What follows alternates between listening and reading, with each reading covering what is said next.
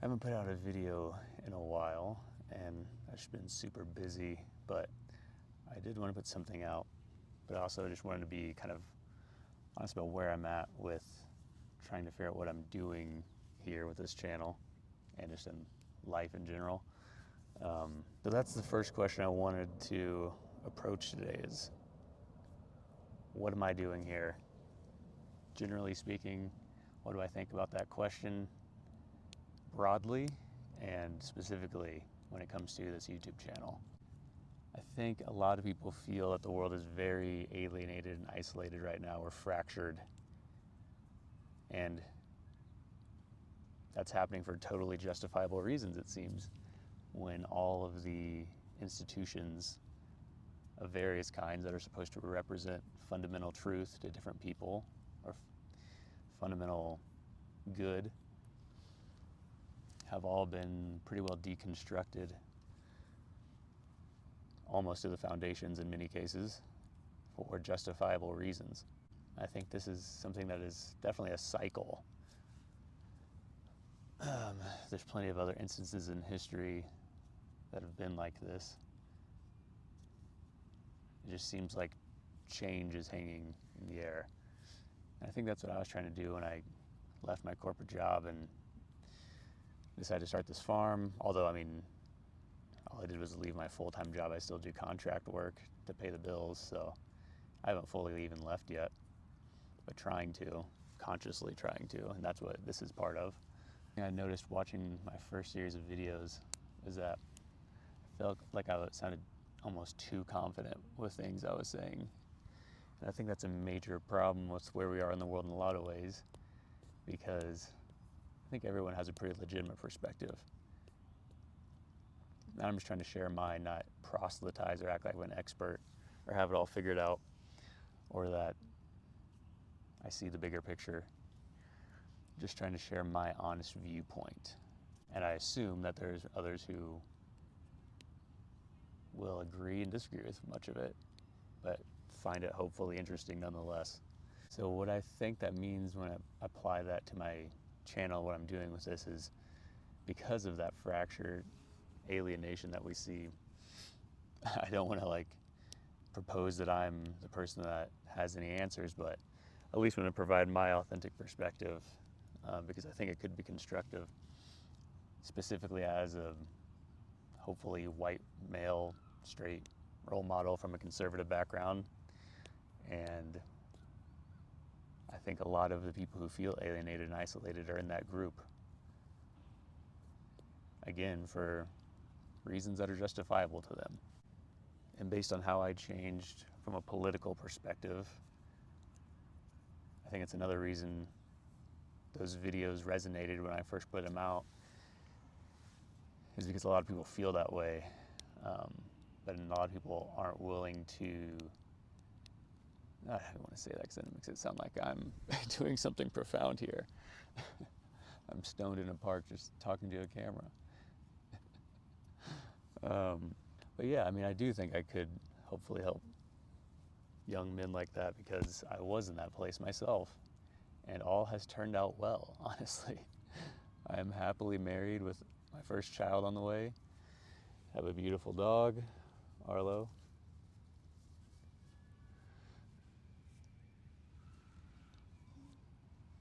And I'm doing things that I find really interesting, even though they're super stressful, because I'm at the very beginning stages where I don't know enough, don't have enough money necessarily to, I mean, that's something I'll talk about, I guess, later on, but it doesn't feel like it enough. Maybe that's intentional, but also self-caused. That is one thing I'm trying to break myself of, is the idea of constantly needing more. I really think from a material perspective, I'm very privileged to say this in so many ways, but I don't need any more than I currently have. You know, I have a nice little home that we're fixing up. It's nothing big, but we're putting our own sweat equity and effort into it, redoing the whole thing. It's in a beautiful spot. And I have the opportunity to work with a family and friends that I love on a project that's very dear to me with starting this farm. there's moments where I am full of doubt and think this is the dumbest thing I've ever attempted, especially while trying to still live in Colorado while operating a farm in Indiana. But I really do love both those places for many reasons, and I want to continue going back to them. So I'm just trying to set up my life in such a way where I can continue to do that and hopefully put out something positive to help become the change I want to see in the world, as cliche as that sounds. I think that's real. So one thing that kind of informs my perspective, thinking about what do you do in moments of change like this, is whether we're talking about the world or personally, right? You're not going to know how it's going to turn out. You're not going to be able to predict your way into it or plan for every detail. You do have to just start and dive in. That's one thing I've learned with my farm, starting this channel. You know, I do it in the simplest way possible just to do it, without trying to plan for every perfect tool and situation, line, script, idea, or with my house.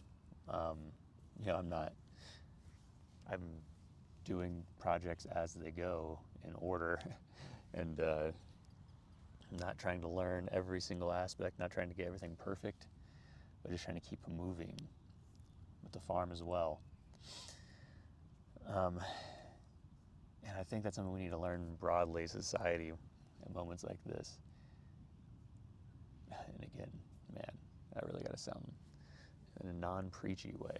I think you have to be aware that the past rhymes, but it doesn't repeat, right? That's another saying, cliche to keep in mind, a good heuristic. Things are cyclical, but they're never fundamentally the same circumstances or outcome as they were last time. Spontaneous, unique creativity is real, right? I mean, it happens all the time. One of the main struggles I see with people is, and something that I struggled with within myself, that's why I probably see it in others, is like balancing the subjective with the objective. Because I grew up as a very detail-oriented person and fact-driven, right? And that was like my whole career. That was always my mindset. I was pretty stoic and repressed my emotions.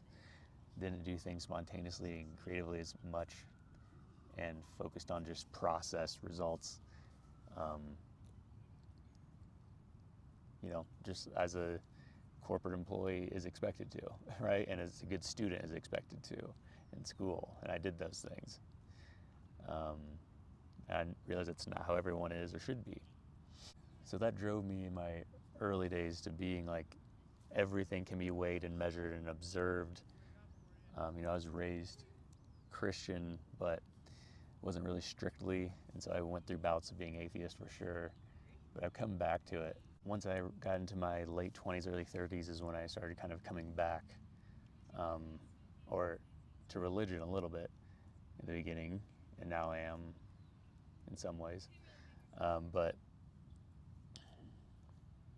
that's when I started coming back to the idea of the subjective perspective holding as much validity in pretty much every way with the objective perspective. And then, you know, I started approaching that question from different aspects. You can analyze that through like a scientific lens. You can ask that question through a philosophical lens. You know, there's many different ways to approach that, but fundamentally it's just the idea that your personal experience in the world is just as important as what can be weighed and measured out there and looked at and argued about and debated.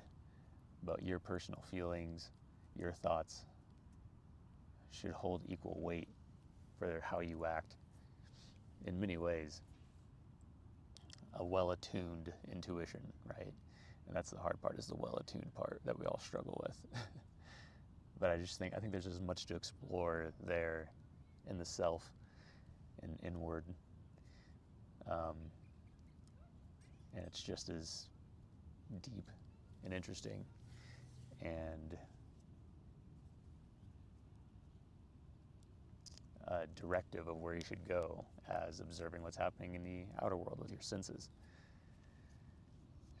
And I think we've overcorrected in Western civilization way too far to the objective side, actually.